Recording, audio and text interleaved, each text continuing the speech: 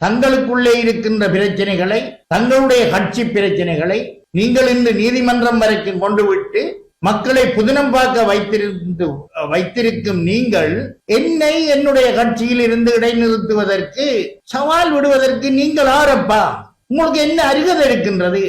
நான் கட்சிக்கு மாறாக நடந்திருந்தேனானால் கட்சி எனக்கு நடவடிக்கை எடுக்கும். நீ யார் அதை கேட்கிறது? உனக்கு அந்த அதிகாரத்தை யார் தந்தது? முதல் உங்களோட கட்சிக்குள்ளே இருந்து உங்களோட கட்சிக்கு எதிராக செயற்படுற நீங்கள் உட்பட உங்களுக்கு உங்களோட கட்சியால் நடவடிக்கையை எடுங்கள். மற்ற கட்சிகளுக்குள் என்ன நடக்கின்றது என்பதை எட்டி பார்க்க வேண்டாம். என்னை பொறுத்த மட்டிலே 43 வருடமாக ஒரே கட்சியிலே ஒரே கொள்கையுடன் தமிழ் தேசியத்திற்காகத்தான் நான் ஆயுத போராட்டமாக இருந்தாலும் சரி, அகிம்சை போராட்டமாக இருந்தாலும் சரி, அரசியல் போராட்டமாக இருந்தாலும் தமிழ் தேசியத்திற்காகத்தான் ஒரே கட்சியில் 43 வருடமாக நான் பயணித்துக் கொண்டிருக்கின்றேன். ஏனையவர்களை போன்று குரங்கு மாதிரி அங்கும் இங்கும் தாவி திரிபவன் நான் அல்ல. நேற்றைய தினம் மண்முனை நெறிவில் பற்றி பிரதேச சபையின் தவிசாளர், பிரதி தவிசாளர் தெரிவில் 20 உறுப்பினர் கொண்ட அந்த சபையில் ஜனநாயக தமிழ் தேசிய கூட்டணியின் சார்பிலே ஒரே ஒரு உறுப்பினர் தான் அந்த சபைக்கு தெரிவு செய்யப்பட்டிருந்தார். அந்த சபையின் தவிசாளர் தெரிவு என்பது உண்மையிலேயே ஒரு இக்கட்டான ஒரு தெரிவாக நடைபெற இருந்தது என்பது எல்லாருக்கும் தெரியும். ஆனால் அங்கு நடைபெற்றது திறந்த ஓப்பன் வாக்கெடுப்பு அல்ல, இரகசிய வாக்கெடுப்பு நடைபெற்றது. முதலாவதாக இரகசிய வாக்கெடுப்பிலே யார் யாருக்கு வாக்களித்தார் என்பதை யாராலும் ஊகிக்க முடியாது. அந்த வகையில் எங்களுடைய கட்சியின் உறுப்பினரை நாங்கள் கேட்டுக்கொண்டது திறந்த வாக்கெடுப்பிற்கு, ஓப்பன் வாக்கெடுப்பிற்கு செல்ல வேண்டும் என்று. ஓப்பன் வாக்கெடுப்பு நடந்திருந்தால் யார் யாருக்கு வாக்களித்தார், யாருக்காக கை உயர்த்தினார் என்பது வெளிப்படையாக தெரிந்திருக்கும். ஆனால் தமிழரசு கட்சி இரகசிய வாக்கெடுப்பை கோரியது. இரகசிய வாக்கெடுப்பை கோரியது மாத்திரமல்ல, தமிழ் மக்கள் விடுதலை புலிகள் டிஎம்பிபி கட்சியின் உறுப்பினர் ஒருவரும் தமிழரசு கட்சியுடன் இணைந்து இரகசிய வாக்கெடுப்பை கேட்டிருந்தார். அந்த வகையில் அங்கு நடைபெற்றது இரகசிய வாக்கெடுப்பு. அந்த இரகசிய வாக்கெடுப்பிலே எங்களுடைய கட்சியைச் சேர்ந்த உறுப்பினர் பெரும்பான்மை கட்சியின், அதாவது தேசிய மக்கள் சக்தியின் வேட்பாளருக்கு வாக்களித்தார் என்பது எப்படி தெரியும்? அதை எப்படி தம்பி சாணக்கியன் உறுதிப்படுத்தினார்? எப்படி என் மீது அவர் குற்றச்சாட்டுகளை அடுக்கினார் என்பது வெளிப்படையாக எல்லோருக்கும் தெரிந்த விடயம். இந்த இரகசிய வாக்கெடுப்பிற்காக டிஎம்பிபி கட்சியில் இருந்து ஒருவரை ஏதோ பண்ணி உங்களுடைய தரப்பிற்கு நீங்கள் எடுத்ததை போன்று உங்களுடைய தரப்பில் இருந்து, தமிழரசு கட்சியின் தரப்பில் இருந்து இரகசிய வாக்களிப்பின் ஊடாக தேசிய மக்கள் சக்தியின் வேட்பாளருக்கு ஏன் வாக்களித்திருக்க முடியாது என்று எப்படி உங்களால் கூற முடியும்? எங்களை பொறுத்த மட்டிலே மட்டக்களப்பு மாவட்டத்தில் சகல பிரதேச சபைகளிலும் தமிழரசு கட்சியின் வேட்பாளருக்கு எதிராக ஜனநாயக தமிழ் தேசிய கூட்டணி வாக்களிக்கவில்லை. மண்முனைப்பற்ற ஆரியம்பதி பிரதேச சபையிலே அவர்களுடைய தவிசாளர் வேட்பாளருக்காக ஆதரவாக இருந்திருந்தார் எங்களுடைய உறுப்பினர். நேற்று பின்னேரம் தான் மண்முனை நெறிவில் பற்றி பிரதேச சபையின் தெரிவு நடைபெற்றது. நேற்று காலையிலே செங்கலடி ஏறாவூர் பற்று பிரதேச சபையின் தவிசாளர் பிரதி தவிசாளர் தெரிவிலும் கூட ஜனநாயக தமிழ் தேசிய கூட்டணியின் உறுப்பினர் தமிழரசு கட்சியின் வேட்பாளர்களுக்கு தான் வாக்களித்து அவர்களை வெற்றி பெறச் செய்தார். செங்கலடி பிரதேச சபையிலே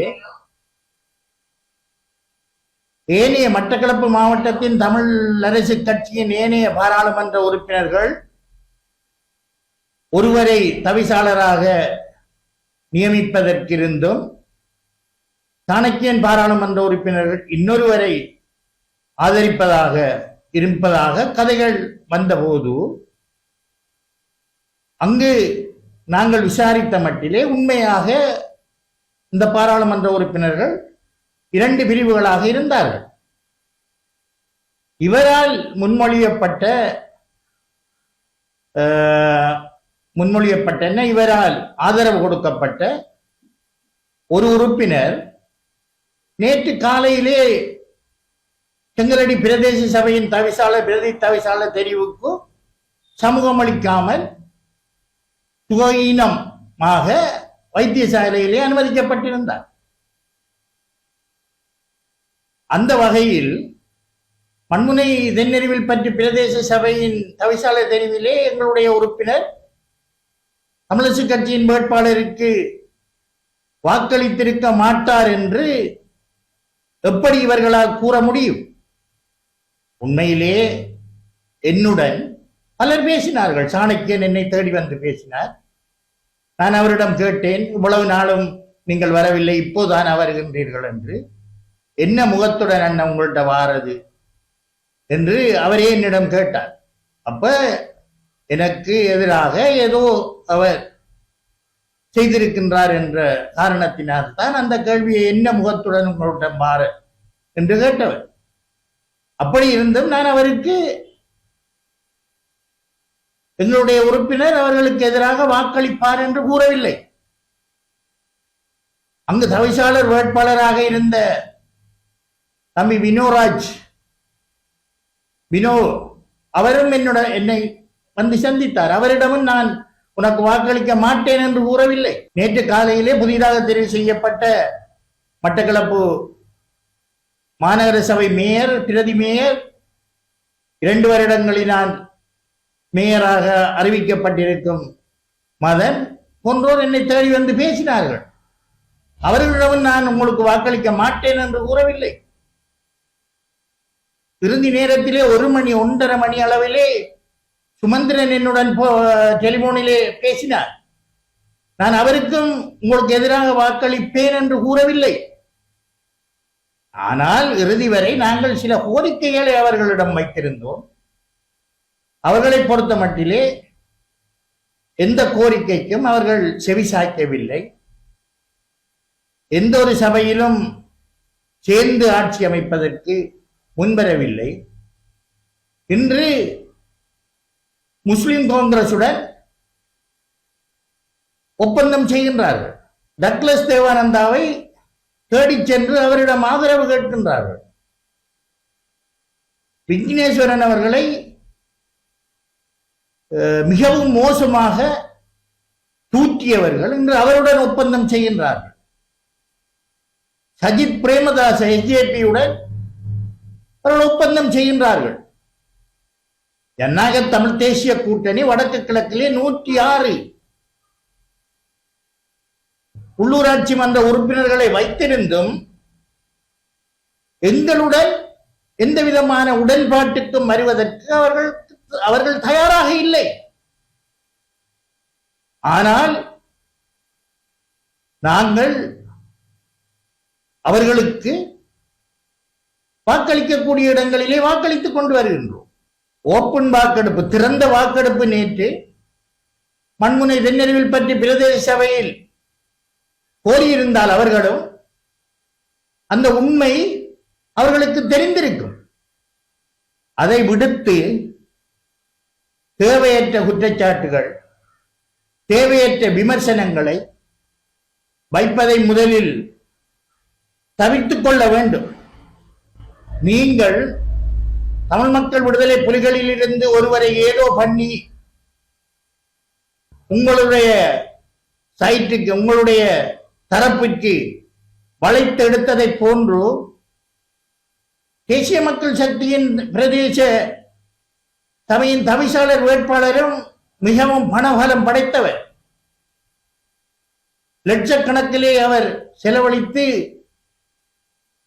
ஒரு உறுப்பினராக வந்திருக்கின்றார் என்று எல்லோருக்கும் தெரியும். அவரும் உங்களில் ஒரு சிலரை வளைத்தெடுப்பதற்கான சந்தர்ப்பங்கள் இருக்கின்றது தானே. அப்ப ஏன் நீங்கள் ரகசிய வாக்கெடுப்புக்கு சென்றீர்கள்? கடைசி வரை நாங்கள் சில கோரிக்கைகள் நிறைவேற்றலாம் என்றுதான் இருந்தோமே தவிர இவர்களுக்கு எதிராக நாங்கள் செயற்பட வேண்டும் என்று இருக்கவில்லை.